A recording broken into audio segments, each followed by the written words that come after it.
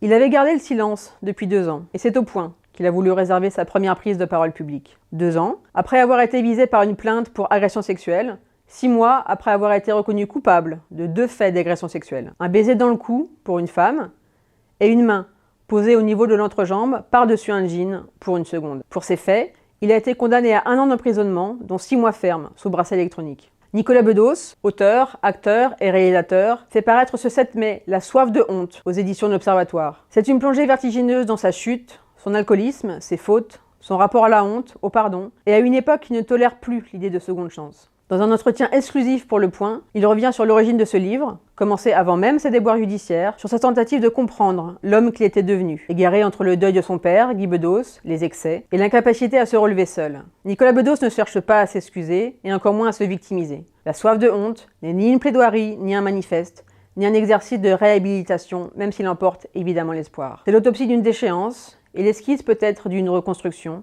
d'une modification, comme le dit Émilie Frêche dans un très beau texte de clôture.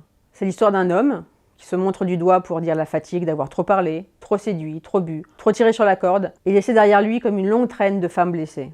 En somme, c'est l'histoire d'un connard qu'on voudrait prendre et faire passer pour un monstre, et c'est à lire dans Le Point, en kiosque et sur notre site internet.